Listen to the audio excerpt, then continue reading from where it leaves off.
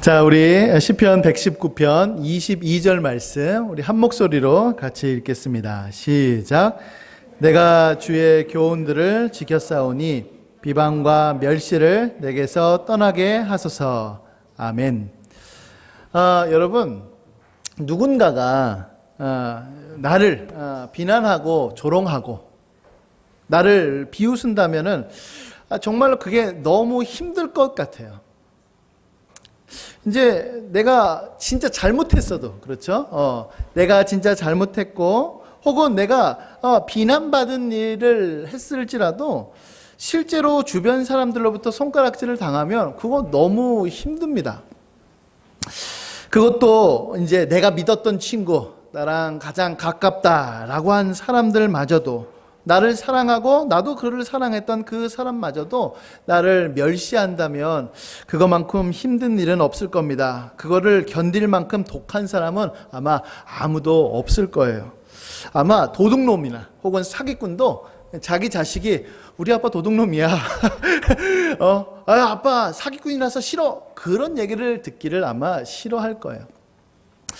죄를 지었어도 비난받는 일을 했어도 그렇게 내가 손가락질을 받는 것이 힘들 것인데, 하물며 내가 옳은 일을 했고 내가 의로운 일을 행했는데도 불구하고 누군가 나에게 누명을 씌우거나 누군가가 나에게 오해를 하게 된다면은 여러분 어떻겠습니까? 누군가가 여러분들에게 행한 모든 선한 일들을 차가운 시선으로 바라보게 되면 여러분들 어떻게 생각이 들 거예요? 요즘 말로 세상 억울한 거죠. 너무 억울한 마음이 들 겁니다. 여러분, 그리스도인으로 살아간다라고 하는 것은 바로 이와 같은 어려움, 이와 같은 억울한 일을 경험할 때가 종종 나타나요. 우리가 주님을 믿고 주님을 위하여서 산다라고 할 때 하나님께서는 우리들에게 기쁨을 주시죠. 우리들에게 만족을 주시고 평안함을 주시고 우리들에게 행복을 주십니다. 그것을 우리에게 약속하셨고 우리는 그것을 경험하죠. 우리가 어려울 때 기도하면 하나님께서는 응답해 주시죠. 우리가 힘들 때는 옆에 있는 지체들로 인하여서 우리가 격려도 받고요. 우리가 때로는 방황할 때에 저같이 목사님을 통하여서 이 길대로, 이 방향대로 걸어가라 라고 하는 지도를 받기도 합니다. 이제 그러나 이렇게 좋은 일만 생기면은 너무나도 좋을 것 같은데 그렇지가 않다는 거예요. 오히려 주님을 위해서 살았는데 돌아오는 것은 바로 고난일 때가 있고, 주님의 말씀을 지키려고 부단히 애썼는데 돌아오는 것은 비방일 때가 있고요. 때론 예수님을 믿는다는 그 이유만으로 억울한 일을 당할 때도 있고, 사람들로부터 이유를 알 수 없는 손가락질과 누명을 쓸 때도 있습니다. 이럴 때 우리의 마음은 너무나도 괴롭죠. 정말로 고통스러울 것입니다. 억울하기도 하고 근심에 눌리기도 할 것인데요. 오늘 읽은 이 말씀, 22절 말씀이 딱 그와 같아요. 오늘 읽은 말씀을 살펴보기 전에 우리가 지난주에 21절을 살펴봤습니다. 우리 21절 한번 볼게요. 21절에 보면은 하나님께서 싫어하시는 사람이 나오는데 바로 교만한 사람, 그 다음에 주의 계명에서 떠난 사람, 그래서 하나님 앞에 저주를 받은 사람, 이 사람을 하나님께서 매우 싫어하십니다. 그런데 이제 이 사람이 하나님의 백성들을 괴롭히기 시작하는 거예요.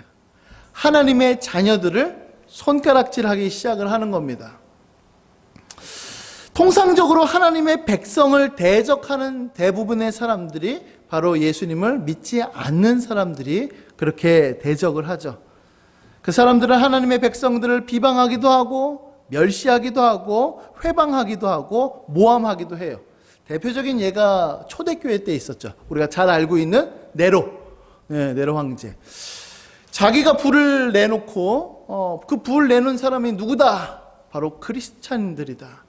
그렇게 해서 크리스찬들이 엄청나게 핍박을 했습니다. 이유를 알지 못했죠. 그러나 그가 한 그 모함 때문에 많은 사람들이 예수님을 믿는다라고 하는 그 이유 때문에 죽었습니다.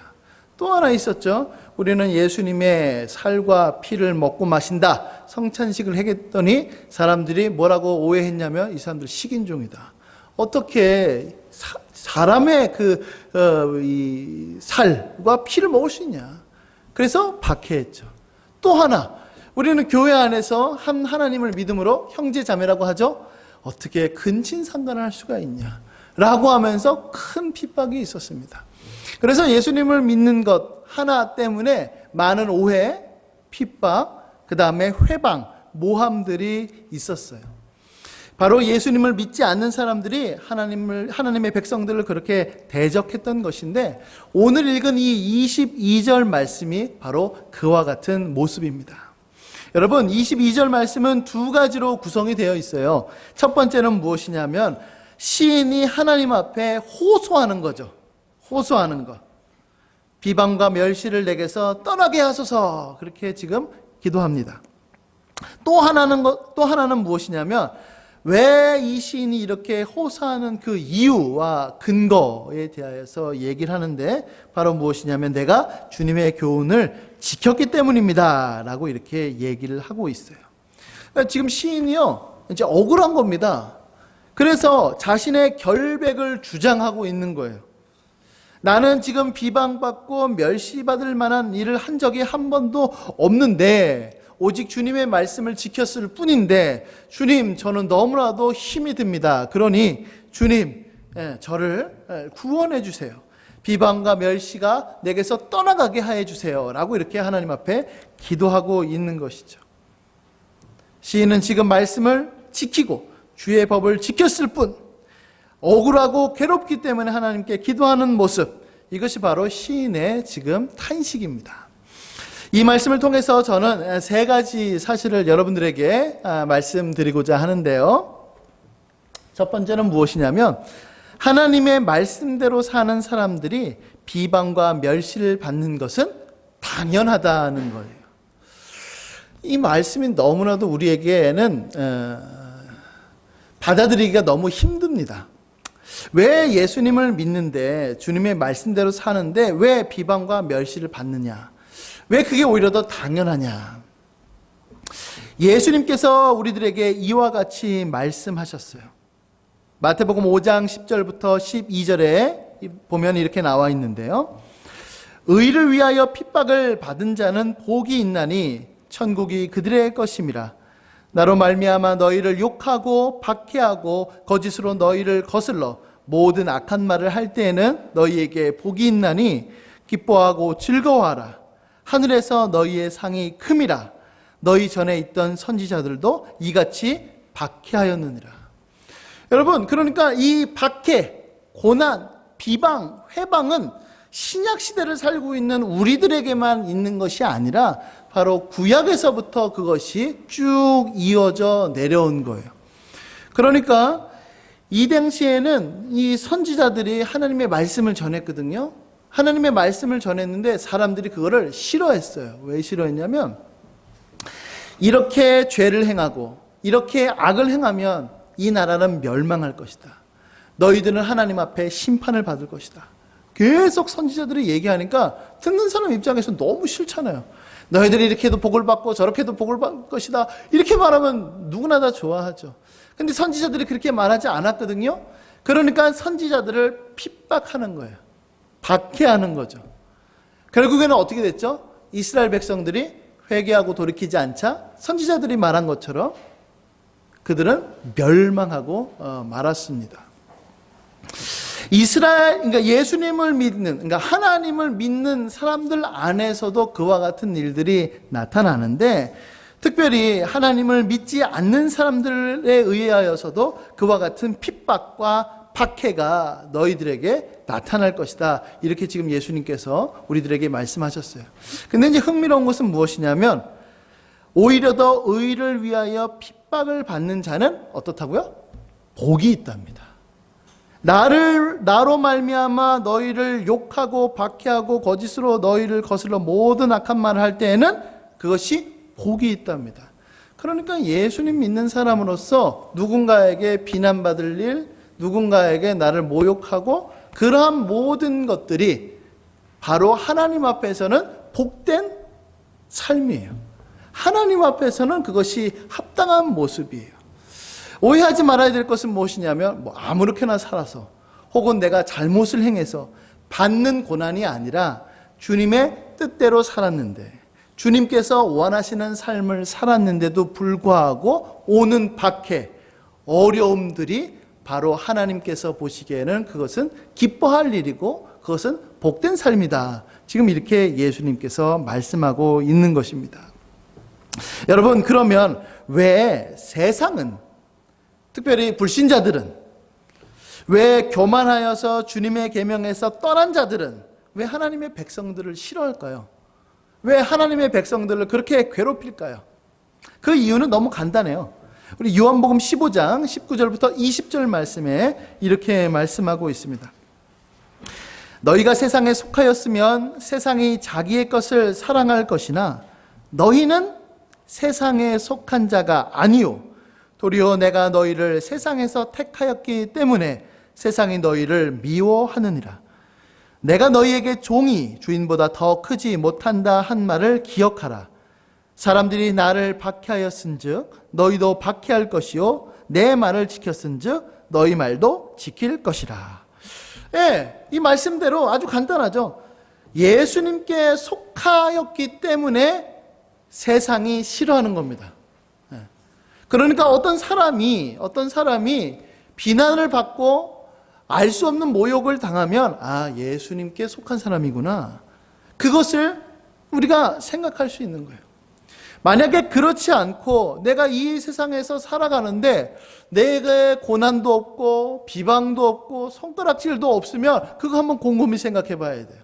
내가 지금 예수님 안에 있는지, 아니면 내가 예수님 안에 있음에도 불구하고 예수님의 밖에서 사는 삶과 별반 차이가 없는지 한번 생각을 해봐야 되는 것이죠. 자, 예를 한번 들어볼게요. 여러분, 이제 학교도 있고 직장도 다니는데 이제 그런 일이 없어야겠지만은 이제 아무래도 비리 혹은 횡령 혹은 뭐 여러 가지 것들이 있을 거예요. 자, 그래서 이 비리나 횡령 때문에 서로 이제 뭐 법정에서 막 공방전이 막 벌어집니다. 뭐 네가 맞니 내가 맞니 막 그래요. 그런데 이제 어떤 사람이 이것이 비리다라고 하는 그 사실을 아는 사람이 있어요. 근데 공교롭게도 그가 크리스천이에요. 그러면 이제 크리스천으로서 주님의 말씀, 주님의 언약, 뭐예요? 그래요? 네. 자, 주님의 말씀, 주님의 언약, 주님의 계명을 지켜야 된다는 생각을 할 거란 말이에요. 그렇지, 제 9계명에 거짓 증언하지 말라고 했지, 이 생각이 들 거란 말이에요. 자, 그래서 서로 공방하는 쪽에서 정직한 사람들이 아마 법정에서 그를 증인으로 부를 겁니다. 그렇죠? 그 증인으로 부를 때 나는 어떠한 것을 택할 것인가? 근데 이제 반대쪽에서도 이제 정보를 입수한 거예요. 반대쪽에서도 이 사람이 우리에게 불리한 증언을 할 거니까 이 사람을 매수하자. 딱 찾아가죠. 이제 가방을, 사과 박스를 딱 들고 오는 거예요. 딱 들고 와가지고 돈을 몇 천만 원, 뭐 몇 억, 어때요, 여러분? 딱 그런 걸 받았을 때 감사합니다 하고 그래야 될 것 같아요? 아니면 어떠야 될 것 같아요? 그러니까 회유책을 맨 처음에 쓸 거란 말이죠. 안 됩니다.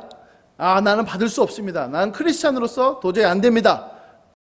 딱 이렇게 얘기했어요. 그러면 계속 2번, 3번 회유책을 썼는데도 안 되면 어떨 것 같아요?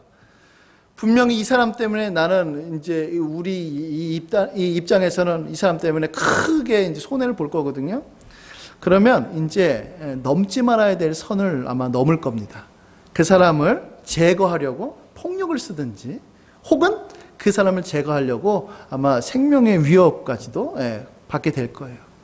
여러분, 그 상황 속에서 여러분들은 무엇을 택할 겁니까?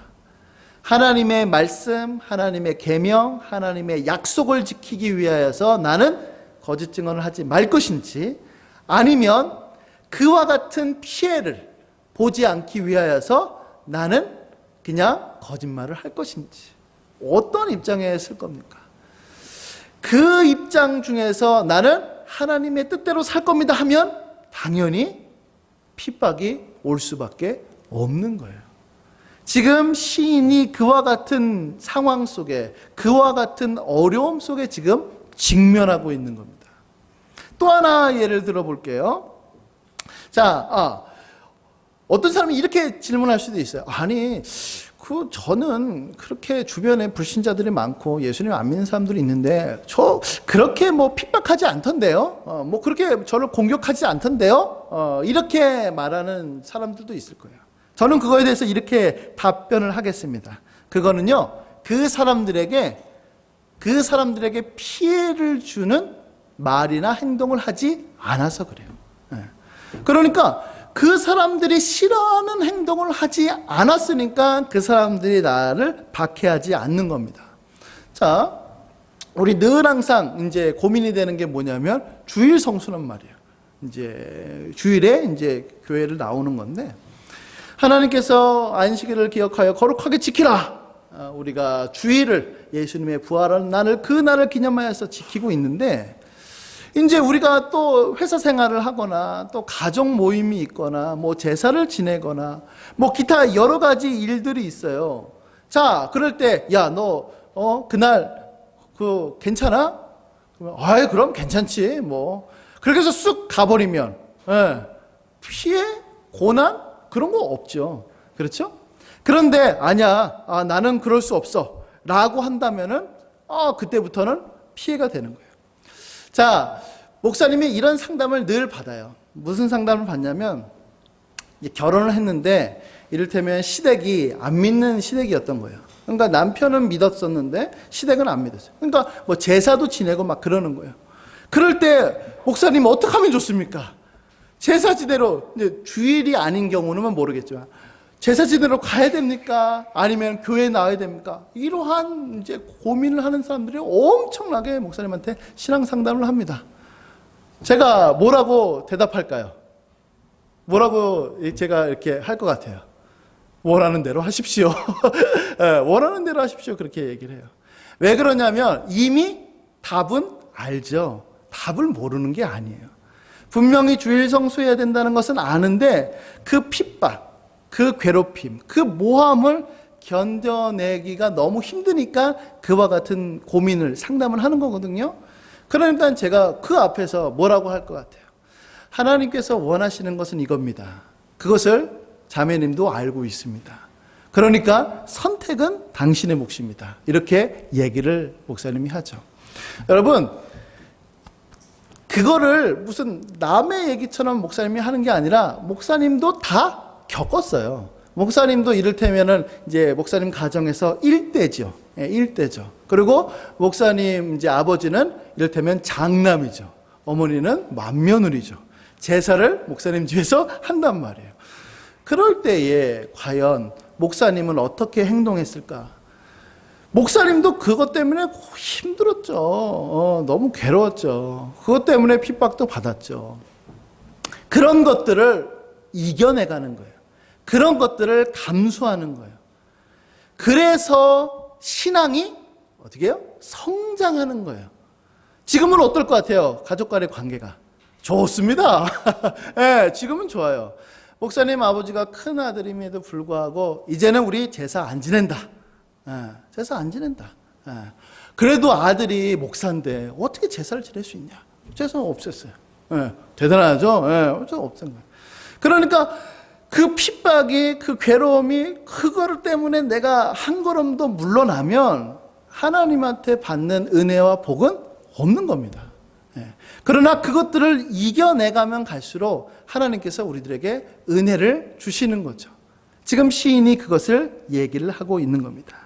이렇듯이 하나님의 백성은요, 말씀대로 살 때에는 반드시 뭐가? 핍박이, 고난이, 모함이, 회방이 우리에게 닥쳐온다라고 하는 사실입니다. 자, 두 번째는 무엇이냐면 바로 그러나 비방과 멸시를 견디는 것은 매우 힘들고 고통스럽다는 거예요. 여러분, 시인이 주변 사람들로부터 지금 오는 비방과 멸시를 없애달라라고 이렇게 기도했다는 것 자체가 그것이 얼마나 괴로운지를 알고 있는 겁니다. 여러분, 아까 전에 서두에서도 말씀드렸듯이 그 핍박과 박해를 좋아하는 사람은요, 아무도 없습니다. 아무도 없어요. 죄를 지은 사람도 그에 따른 합당한 벌을 받았을 때 그것을 좋아하는 사람은 아무도 없는 것처럼 의를 행하고 선을 행했음에도 불구하고 그것이 모욕으로 다가올 때 그것을 참는 사람들은 아마 없을 겁니다. 여러분, 아까 전에 제 얘기를 잠깐 했었는데 제가 핍박이 와도 환난이 와도 이 가족들로부터 막 손가락질을 당해도 목사님이 허허 기쁘다 할렐루야 그랬을 것 같아요? 그건 또라이죠. 그죠? 그건 미친 사람입니다. 힘들어요. 왜냐하면 특별히 가족이잖아요. 외롭죠. 그 가족한테 그렇게 외면당하는 건 너무나도 힘든 거예요. 그런데 그 힘든 것은 너무나도 지극히 자연스러운 일이고 너무나도 당연한 일이에요. 오히려 더 힘든 일 없습니다. 하나님 믿으니 만사형통 늘 항상 즐겁습니다. 라고 말하는 것이 오히려 더 거짓된 복음입니다. 여러분, 우리가 19절을 살펴봤을 때 시인이 뭐라고 얘기했냐면 나는 이 땅에서 나그네가 되었습니다. 이렇게 고백을 했어요. 그 얘기는 무엇이냐면 이 세상에서 사는데 이 세상에서 살지만 나는 이 세상 사람이 아니고 나는 외국인이고 나는 나그네이기 때문에 이 세상 사람들과 어울리지 못하는 거예요. 그래서 그걸로 인하여서 오는 상대적인 소외감이 있습니다. 네, 상대적인 소외가 느껴져요. 이를테면 그런 거예요. 자, 회사에서 혹은 학교 MT에서 우리 MT고 회식이니까 자, 한 잔 마셔. 막 이렇게 자, 크리스찬이니까 그래, 나는 술을 마시지 않겠어. 나는 하나님 믿는 사람이니까 술 취하는 건 나는 보이지 않겠어. 자, 그렇게 해가지고 했어요. 그럼 이제 주변 사람들이 뭐라 그러겠어요? 저 사람. 예수쟁이들을 왜 그렇게 유별을 떨어, 유난을 떨어, 막 이렇게 손가락질을 할 거란 말이에요. 자, 그럴 때 그래도 그것을 참으면서 나는 안 먹겠다. 딱 그랬어요. 자, 그러면 이 사람들은 그래, 야, 됐어. 쟤 냅둬. 자기네들끼리 놀면 상대적으로 소외감을 느낄 거란 말이에요. 뭔가 좀 약간 그런 것이 있을 거란 말이죠. 자, 이런 것을 견디는 것도 굉장히 괴롭습니다. 이제 목사님 얘기를 또 하나 할게요. 이제 목사님이 이제 아무래도 술을 안 마시겠죠, 그죠? 술을 안 마시는데 이런 경우가 있었어요. 군대에서 군대 가기 전에 이제 회사 일을 했는데 그 회사 일을 하면서 이제 막 술을 이렇게 마실 거잖아요. 저는 이제 술을 안 마십니다. 딱 그랬단 말이에요. 아주 강력하게 하니까 권하지를 않았어요. 그래도 이제 목사님이 술자리에 이제 따라갔습니다. 따라갔어요. 그래서 같이 재밌게 놀아줬어요. 놀아줬어요. 그러더니 이제 이 사람들은 술 마시면서 즐겁게 놀고 목사님은 술도 한 방울 안 되면서 막 즐겁게 놀았어요. 목사님이 딱 떠나고서 또 이제 나갈 때 그 고깃집 사장님이 목사님한테 딱 이러는 거야. 대단합니다. 어떻게 술 한 방울 되지 않고 그렇게 즐겁게 놉니까? 이런 거죠. 그러니까 목사님은 딱 그렇게 생각하는 거예요. 뭐 생각하냐면 비록 내가 술을 안 마셔도 이제 그런 모임 가운데 있어서 같이 사실 술 마시다는 거는 같이 어울리자는 거니까 그런 거 얼마든지 술 안 마시고도 하니까. 목사님이 똑같이 군대에 갔어요. 군대 갔더니 이제 목사님이 이제 신학교 다녔던 것도 알고 전도사였던 것도 아니까 이제 군대에서도 이제 다 알았어요. 근데 목사님이 똑같이 다들 막 이렇게 술을 마시는데 목사님이 신나게 놀았어요. 그랬더니 어떤 고참이 딱 목사님한테 이렇게 얘기했습니다. 누가 얘한테 술을 먹였어? 누구야? 그러니까 목사님, 저 모모 병장님 술을 안 마셨습니다. 이렇게 하니까 그래? 이상한데? 야, 얘 절대로 술 먹이지 마. 이렇게 얘기를 하고서 이렇게 끝났어요. 목사님 얘기를 하는 이유는 뭐냐면 여러분, 술 마시는 상황 속에서 술을 안 마시면 내가 무슨 해가 끼칠 것 같고 내게 손해를 볼 것 같죠. 그런데 그럴 때도 있지만 그러지 않을 때도 엄청 많아요. 엄청 많아요. 그러니까 그와 같은 세상 속에서 살아갈 때 내가 빛과 소금의 역할을 감당한다라고 하는 것, 그것으로 이제 하나님 앞에 나아갈 때 맨 처음에는 힘들 때도 있지만 하나님께서 또 역사해 주사 그런 것들을 이제 견디고 이기고, 그래서 하나님께서 좋은 모습으로 우리들에게 갚아주실 때도 너무나도 많다는 사실을 알려주기 위하여서 이 예화를 목사님이 했습니다. 자, 그럼에도 불구하고 그와 같은 상대적인 소외감을 느낄 때도 우리가 많다라고 하는 사실, 이 사실을 늘 항상 생각해야만 합니다. 왜 그러냐면, 제가 왜 이 얘기를 하는 거냐면, 맨 처음에도 말씀드린 대로 말씀대로 사는 거는요 사실 힘들어요. 이거를 잊어서는 안 돼요. 말씀대로 사는 것은 너무나도 괴로움으로 우리에게 다가올 수 있다는 겁니다. 그리고 이것은 이상한 게 전혀 아니다라고 하는 사실이에요. 자, 목사님이 이제 좋은 얘기만, 또 긍정적이고 뭐 이렇게 그런 얘기만 해서 그렇지만은, 자, 베드로후서 2장 말씀을 한번 보도록 할게요. 자, 베드로후서 2장 6절부터 8절까지의 말씀 우리 한번 같이 읽어볼게요. 자, 시작. 소돔과 고모라 성을 멸망하기로 정하여 제가 되게 하사 후세에 경건하지 아니할 자들에게 본을 삼으셨으니, 무법한 자들의 음란한 행실로 말미암아 고통당하는 의로운 롯을 건지셨으니, 이는 의인이 그들 중에 거하여 날마다 저 불법한 행실을 보고 들음으로 그 의로운 심령이 상함이라. 네, 우리가 잘 알고 있는 롯, 그가 소돔과 고모라 땅에 살았습니다. 여기서 보면 무법한 자들의 음란한 행실이라고 되어 있는데, 이때 당시에 뭐가 그렇게 많았냐면 동성애가 많았어요. 동성애가. 그래서 그 소돔과 고모라 땅에서 막 동성애가 성행하니까 이 의로운 롯이 그것을 보면서 마음이 상하는 거예요. 괴로운 겁니다. 야, 저러면 안 되는데, 야, 저거는 하나님 앞에 범죄하는 건데. 아마 목사님이 생각에는 이것은 잘못이야 말했을 수도 있는데, 그냥 목사님의 추측입니다. 아마 말을 못했을 것 같아요. 말을 못했을 것 같아요. 차마. 그러니까 더 갈등이 되겠죠. 야, 이거 얘기해야 되는데 얘기도 못하고, 또 얘기하자니까 핍박도 다. 마음이 많이 상하는 상태입니다. 우리의 마음도 이와 같은 모습일 수 있겠다는 생각으로 목사님이 이 말씀을 인용했어요. 우리도요, 참 하나님께서 원하시는 대로 행하면 좋은데 그렇게 못할 때가 있어요. 그럴 때 우리의 마음은 많이 힘들 겁니다. 만약에 힘들지 않으면 아마 그건 예수님 믿는 사람은 아닐 거예요. 여러분, 이 롯과 같이 우리 주님께서도, 예수님께서도요, 괴롭고 힘든 것, 눈물을 흘리실 때가 있었습니다. 언제냐면 바로 십자가를 지실 바로 그때 예수님께서 우리와 동일한 심정을 가지고 계셨어요.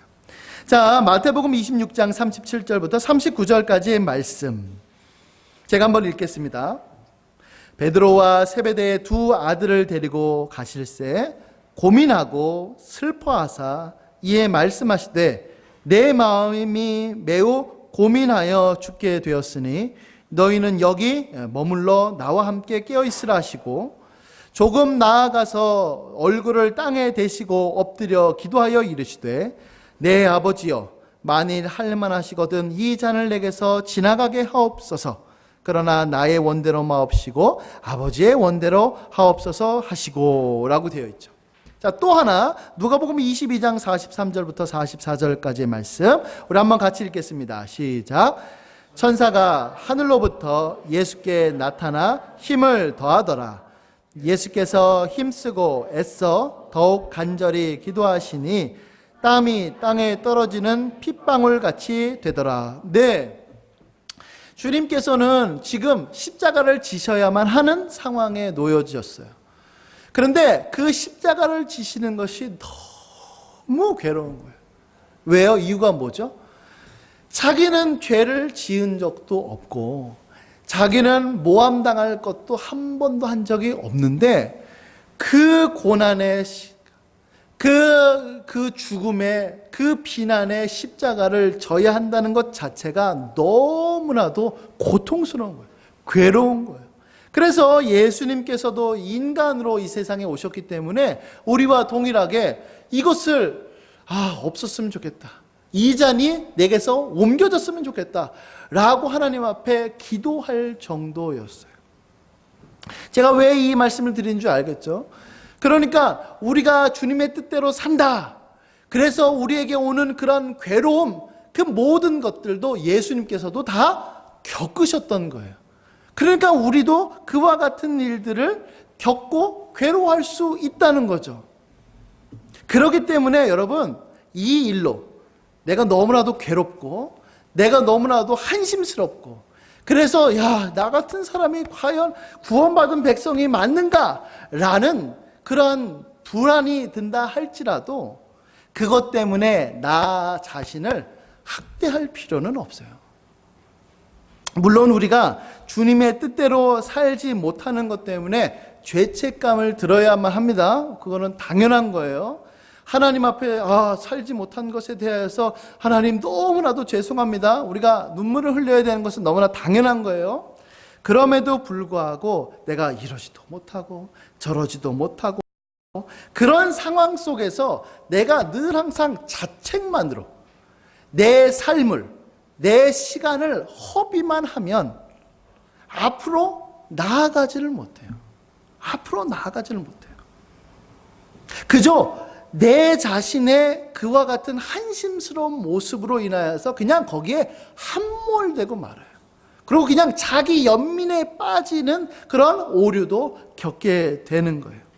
그래서 여러분, 우리는 이와 같은 괴로움 속에 겪고 있다라고 하는 그 사실을 인정하고 받아들이고 그것을 넘어서서 우리는 하나님 앞에 이렇게 기도해야 되는 거예요. 뭐라고 기도하냐면, 주님, 오늘도 넘어졌습니다. 주님, 지금 너무나도 괴롭고 지쳐 있습니다.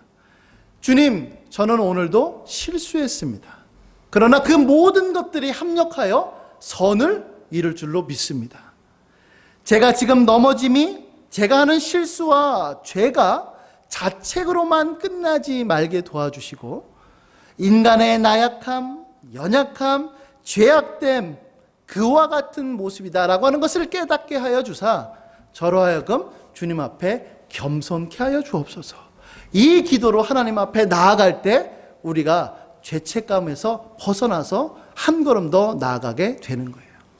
자, 문제는 뭐냐면, 잘 들어요. 이럴 때에 순간적으로 무슨 생각이 스쳐 지나가냐면 이런 생각이 스쳐 지나가는 거예요. 그렇지. 넘어져도 괜찮지. 실수해도 괜찮지. 주님의 뜻대로 살지 못해도 하나님께서 용서해 주실 거야. 모든 것을 합력하여서 선을 이루실 건데 뭐. 그러니까 그냥 넘어가자. 그냥 죄를 지어버리자. 라고 말하고 속삭이는 것이 바로 죄예요. 사탄의 속임수예요. 한 끗 차이죠. 종이 한 장 차이입니다. 이것을 여러분 잘 분간해야 돼요.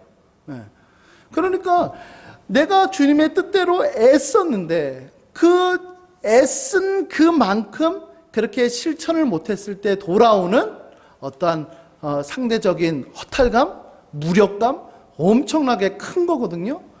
거기에 함몰되지 말고 하나님, 오늘도 실수했는데 합력하여 선을 이룰 줄 믿습니다. 주님, 한 걸음 더 나아갑니다. 툭툭 털고 나아가는 거는 우리가 지향해야 할 것이지만, 아유 그래 뭐 어쩔 수 없지, 뭐 인간이 다 그런 거 아니야, 나약하고 죄악되고 부족한데 뭐 에이 하나님께서 다 이해하실 거야 라고 내 실수를 그저 방관하는 모습은 바로 죄가, 사탄이 주는 유혹이다 라고 하는 사실입니다. 우리는 이와 같은 유혹과 속임에서 이길 수 있도록 하나님 앞에 지혜를 구해야만 할 것입니다. 자, 마지막 세 번째로는 무엇이냐면, 자, 그러므로 고통을 제거해 달라고 하나님 앞에 기도하는 것은 여러분 합당한 일입니다. 합당한 일이에요. 자, 시인은 이제 자신의 고통을 제거해 달라고 하나님 앞에 간구합니다. 하나님, 비방과 멸시를 내게서 떠나게 하옵소서. 주님 앞에 지금 이렇게 간구하는 것이죠. 주님의 뜻대로 살기 때문에 찾아오는 멸시, 천대, 모욕, 조롱을 받았을 때 여러분, 하지 말아야 될 행동들이 우리에게 있어요. 자, 그거를 먼저 얘기를 할게요. 총 3가지인데 첫 번째는 무엇이냐면 도망치는 거예요. 도망치는 거. 뒤로 물러나는 겁니다.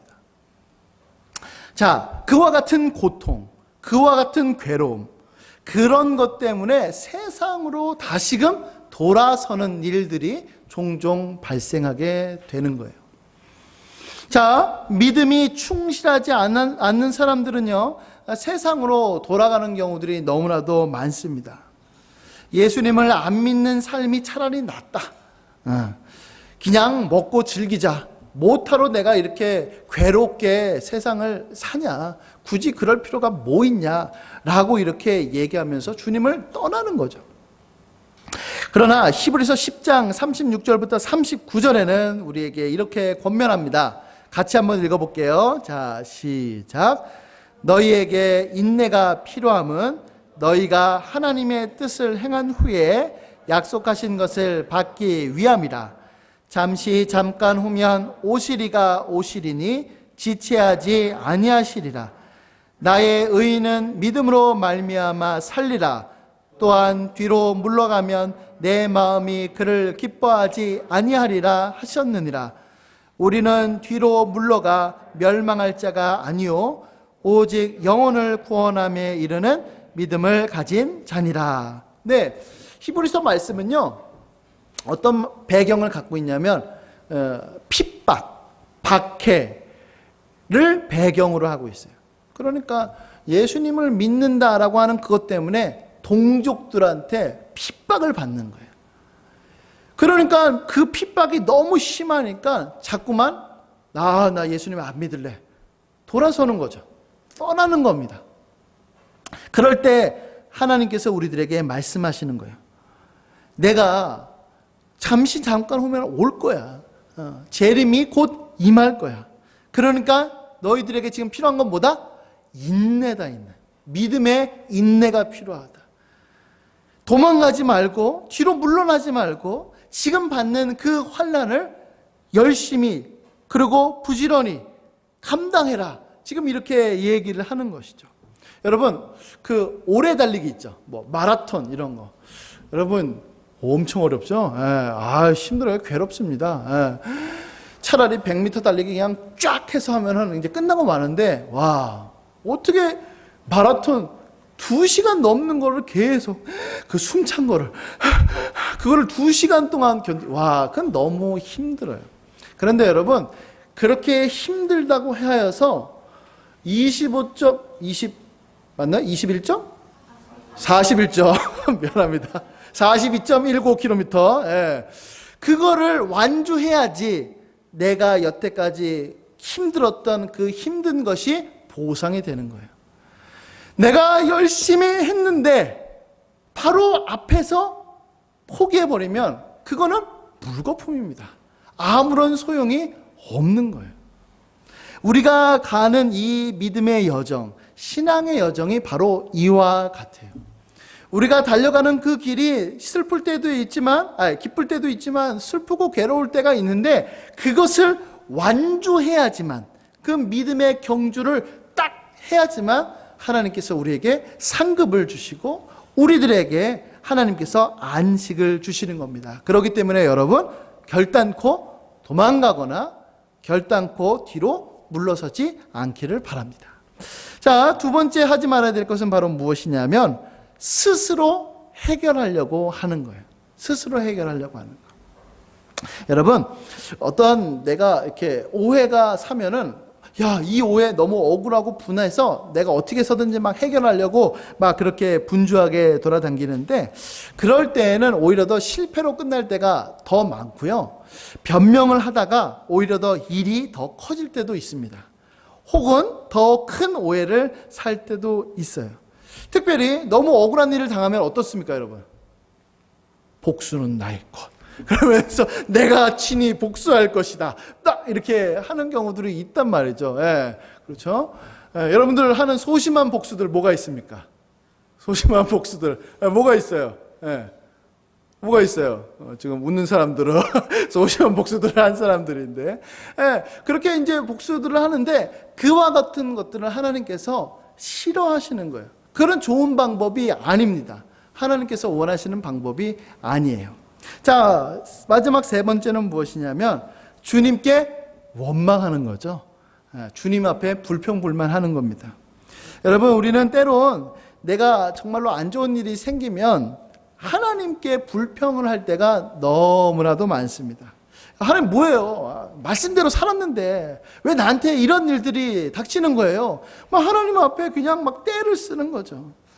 야, 이런 모습들은요, 여러분, 구약 성경을 읽으면은 아주 너무 많습니다. 특별히 광야 생활 40년 동안에 그래요. 그와 같은 모습 속에서 너무나도 많은 거예요.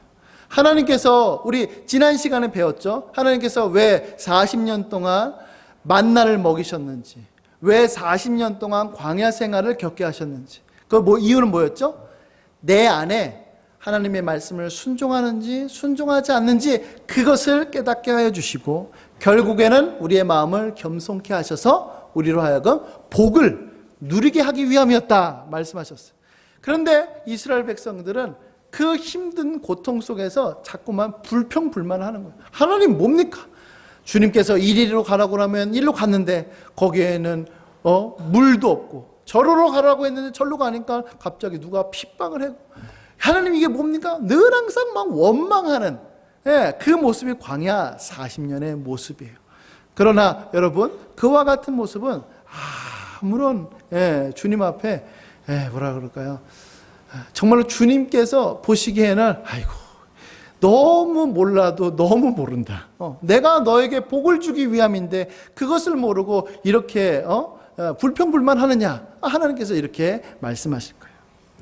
그러므로 우리는 이와 같은 세 가지 것들을 행하지 말고 시인이 보여준 그 모범대로 우리가 하나님 앞에 기도해야만 합니다. 여러분, 예수님께 베드로전서에 보면 이렇게 말씀하고 있어요. 예수님께서 어떻게 행하셨는지, 어떻게 우리에게 본을 보여주셨는지 나타내 보여주고 있는데요. 같이 한번 읽어보겠습니다. 시작. 그는 죄를 범하지 아니하시고 그 입에 거짓도 없으시며 욕을 당하시되 맞대어 욕하지 아니하시고 고난을 받으시되 위협하지 아니하시고 오직 공의로 심판하시는 이에게 부탁하시며. 네, 지금 이거는 바로 예수님께서 하신 거예요. 여러분, 예수님께서 사람들로 하여금 멸시를 받으셨죠. 천대를 받으셨죠. 욕을 했죠. 억울한 일을 당하죠. 막 침도 뱉었죠. 회초리도, 가시면류관도, 십자가도 지게끔 하셨습니다. 억울할 거예요. 여러분, 예수님이 능력이 없나요? 아니에요. 예수님께서 능력이 없으셔서 그런 것이 아닙니다. 그러나 예수님께서는 오직 공의로 심판하시는 하나님께 모든 것을 의탁했어요. 우리도 마찬가지인 거예요. 우리도 친히 우리가 복수하지 말아야 될 이유는 바로 무엇이냐면, 우리가 여러분 굉장히 공평하고 공정한 것 같지만 우리는 사실 굉장히 한쪽으로 치우쳐져 있어요. 내가 하는 벌, 내가 하는 체벌이 굉장히 옳은 것 같지만 그렇지 않은 경우도 너무나도 많습니다. 그리고 우리 그런 거 있죠. 평상시에 내가 기분이 확 안 좋아. 그럴 때는 뭘 해도 기분이 안 좋아서 이건 잘못된 거야. 내가 기분이 좋아. 그래서 무슨 잘못을 해도 괜찮아. 자녀들이 부모님의 이와 같은 모습 때문에 늘 항상 헷갈린다 그러죠. 부모님이 나한테 하는 행동이 공정하지 못한 거예요. 기분 좋을 때는 다 들어주고, 기분 좋지 않을 때는 싫게 안 된다고 그러고. 그러니까 이 자식들이 이제 야가가지고 어떻게 해서든지 부모님 이제 좋게끔 하려고 막 이렇게 하고 자기가 원하는 것들을 다 얻어내기도 하고. 그러므로 여러분, 오직 공정하신, 공의로우신 하나님, 그 하나님께 모든 억울함을 의탁하는 것, 이것이 바로 우리가 행해야, 취해야 될 모습입니다. 자, 이 말씀을 근거로 하여서 두 가지만 간략하게 제가 적용해 보도록 하겠습니다. 첫 번째는 무엇이냐면, 자, 우리 한번 같이 읽어볼게요. 자, 시작. 주께서 맡기신 소금과 빛의 역할을 감당하라. 네. 여러분, 하나님께서 여러분들을 부르실 때는 무엇으로 부르셨다고요? 소금으로, 빛으로 부르셨습니다. 그 부르심을 여러분 결단코 잊어서는 안 돼요. 마태복음 5장 13절부터 16절까지의 말씀. 자, 뭐라고 되어 있나 보세요. 너희는 세상의 소금이니 소금이 만일 그 맛을 잃으면 무엇으로 짜게 하리요? 후에는 아무 쓸데없어 다만 밖에 버려져 사람에게 밟힐 뿐이니라. 너희는 세상의 빛이라. 산 위에 있는 동네가 숨겨지지 못할 것이요 사람이 등불을 켜서 말 아래에 두지 아니하고 등경 위에 두나니 이러므로 집안 모든 사람에게 빛이 있느니라. 이같이 너희 빛이 사람 앞에 비치게 하여 그들로 너희 착한 행실을 보고 하늘에 계신 너희 아버지께 영광을 돌리게 하라. 여러분, 여러분들이 그와 같은 부르심으로 하나님 앞에 소명을 받았습니다. 이 사실을 절대로 잊어서는 안 돼요. 여러분들은 그냥 어둠의 자녀로서 어둠의 자식처럼 행동하라고 부르신 것이 아니라 빛의 자녀로서 이 세상에 쓸모 있는 사람이 되라고. 다른 쓸모가 아니에요. 기능적인 쓸모가 아닙니다. 여러분들이 바로 빛으로 도덕적으로 탁월하고 진실되고 사랑과 공의가 가득한 그와 같은 모습으로서 쓰는 것, 이것이 바로 하나님께서 여러분들을 부르신 목적이에요.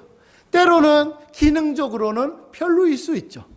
때로는 이 세상 사람들이 안 알아줄 수도 있습니다. 그러나 하나님의 시각에서는 아무런 문제가 안 돼요. 하나님의 시각에서는 이 사람이 지금 현재 빛의 역할을 감당하고 있는가? 지금 현재 이 사람이 세상의 소금의 역할을 감당하고 있는가? 이것이 하나님의 관심입니다. 그러므로 여러분, 주께서 맡겨주신 여러분들의 그 자리, 그 역할을 감당하길 바랍니다. 자, 두 번째는 무엇이냐면 같이 읽어볼게요. 자, 시작. 자신의 자리에서 할 수 있는 것을 하라. 할 수 있는 것을 하십시오. 엄청나게 큰 것만 생각하지 말고 할 수 있는 것을 하는 거예요. 자, 열왕기상 18장 3절부터 4절까지의 말씀. 우리 한번 같이 읽어볼게요. 자, 시작. 아합이 왕궁 맡은 자 오바댜를 불렀으니 이 오바댜는 여호와를 지극히 경외하는 자라. 이세벨이 여호와의 선지자들을 멸할 때에 오바댜가 선지자 100명을 가지고 50명씩 굴에 섬기고 떡과 물을 먹였더라. 아멘. 목사님은요, 이 말씀을 보면은 이 뭐라 그럴까요? 이 오바댜의 마음을 알다가도 모르고 모르다가도 알 것 같아요. 뭐냐면, 자, 이제 아합 왕이고 지금 오바댜는 뭐냐면 아합 왕의 신하예요. 이 아합은 누구냐면은 이스라엘 나라 중에서 이와 같은 악한 왕이 없을 정도로 악한 왕 중에 대명사예요. 그리고 이세벨은 누구냐면 바로 그의 와이프죠. 그러니까 왕보다도 더 악한 아내예요. 그래서 여러분, 이 악한 왕과 아내가 늘 항상 이 우상 숭배를 하고 있기 때문에 하나님을 믿는 선지자들을 괴롭혔습니다. 잡아다가 다 죽이는 거예요.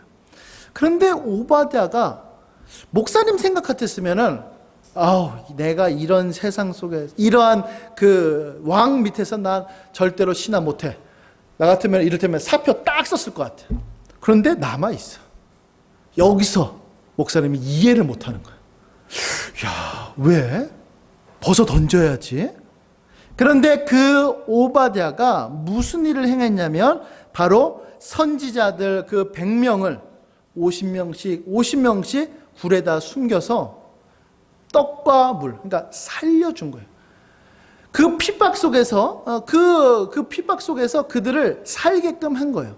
만약에 그가 그 직책이 없었으면, 그러니까 그에게 힘이 없었으면은 이와 같은 일을 못했을 거예요. 근데 그에게 그와 같은 일을 할 수 있었던 것은 적어도 그 아합 왕 밑에서 신하의 신분을 살았기 때문에 그런 거예요. 그걸 보면은 그렇지 그게 남아야지. 근데 앞에 아합 왕, 악한 왕, 야 떠나야지. 목사님이 이것 때문에 알다가도 모를 것 같아요. 왜 이 얘기를 목사님이 하냐면 여러분들의 상황이 아마 이와 같을 거라고 목사님은 생각을 합니다. 직장 생활을 하다 보면은요, 우리가 진짜 좋은 직장에 있으면 좋아요. 예수님 믿는 직장, 그렇죠? 다 성도들로 이루어진 직장. 그런데 있으면 뭐 너무 좋겠죠. 고민을 하지 않을 거예요. 그런데 세상 사람들이 살아가는 그런 직장 속에 있다 보면 반드시 필연적으로 그런 일들을 겪게 됩니다. 그 속에서 아마 나는 이러지도 못하고 저러지도 못하는 상황 속에 있을 거예요. 그러나 그것 때문에 내가 박차고 그 회사를 나가는 것, 그것도 잘한 거고, 그 속에서 내가 남아있겠다. 그래서 그 속에서 하나님께서 내게 주신 그 역할을 내가 한번 감당해 보겠다 라고 하는 것도 여러분 잘하는 겁니다. 그것은 신앙의 양심에 따라 하나님 앞에 합당하게 행하는 거예요. 제가 우리 지난 그 토요일에 우리 토요 성경 공부 모임 하면서 이제 뭐 여러 가지 얘기를 했는데 그 중에 하나 얘기를 했어요. 뭐냐면은 어떤 친구에게 제가 그랬습니다. 너 정치할 생각 없냐? 목사님이 이렇게 이제 질문을 했어요. 왜 그러냐면 지금 정치 너무나도 TV를 보고 싶지 않을 정도예요. 그런데 그 속에 크리스찬이 없으면 그거는 더 악한 정치로 막 가는 거예요. 그 떼꾸정물을 내가 머금어야 내가 거기서 빛과 소금의 역할을 감당할 수 있는 거예요. 그러면서 제가 쉬운 예를 하나 들었습니다. 뭐였냐면 방송국 예를 들었어요. 여러분 요즘에 방송국에서 이러한 내용은 다루지 않아요. 뭘 다루지 않냐면 담배 피는 거. 담배 피는 것이 요즘에는 의도적으로 나오지 않습니다. 그리고 예전에 했던 영화나 드라마 중에서 담배 피는 내용이 모습이 등장하면 모자이크 처리를 하죠. 다 알아도 모자이크 처리를 합니다. 그걸 통하여서 이것은 잘못되고 이것은 나쁜 거다라고 하는 것을 보여주죠. 근데 만약에 그러한 것이 없다면은 아마 청소년들은 또 청년들은 많은 사람들은 그걸 보면서 괜찮은구나. 그것은 뭐 해도 무방하구나. 그런 생각을 하게 돼요. 대표적인 게 무엇이냐면 혼전 동거예요. 결혼 전에 하는 같이 잠자리에 드는 거예요. 여러분 TV를 보십시오. 아주 멋지게 너무 아름답게 그와 같은 모습이 그려지는데 성경에서는 그것은 악이다라고 규정해요. 그런데 이 미디어 속에서 그것이 자꾸만 들어오니까 나도 모르는 사이에 그렇게 해도 괜찮은가 보다. 이렇게 새겨드는 거예요. 또 하나가 뭐죠? 불륜이죠. 내 남편이 내 마음도 알아주지도 않고 자식이 나를 속썩이고 그래서 너무 힘들어. 그랬는데 옆에 있는 사람이 나의 마음을 위로해 주네. 나의 마음을 알아주네. 그 사람이 나를 또 반겨주네. 넘어갔어. 너무 아름답게 포장하죠. 그걸 보면서 사람들은 생각하는 겁니다. 그렇지. 그래. 그런 것들은 괜찮아. 어쩔 수 없는 거였잖아. 이와 같은 것들이 바로 안 좋은 영향력이에요. 안 좋은 영향력. 그러니까 여러분들이 할 수만 있으면 정치에도, 할 수만 있으면 연예계에도, 방송국에도 곳곳으로 다 침투하십시오. 곳곳으로 다 들어가요. 거기서 떼꾸정물을 미안합니다. 거기서 그냥 오물을 뒤집어 쓰는 거예요. 오물을 뒤집어 쓰고 난 상황에서 내가 그래도 이곳에서 빛과 소금의 역할을 감당해야겠다 라고 이렇게 쓰는 겁니다. 이 세상에서 완벽한 사람이 없어요. 이 세상에서 깨끗한 사람은 아무도 없습니다. 그러니까 여러분들 그곳에서 비록 롯과 같이 신음한다 할지라도 그 빛과 소금의 역할을 감당하는 것, 거기서 할 수 있는 최소한의 것을 하는 것. 이것이 바로 하나님께서 원하시는 삶입니다. 자, 말씀을 정리할게요. 우리 사랑하는 청년 여러분. 말씀대로 사는 것, 말씀을 지키는 것, 너무 좋다. 이것이 바로 복된 삶이다. 라고 했는데, 정작 다가오는 것은 우리에게 고난일 수 있습니다.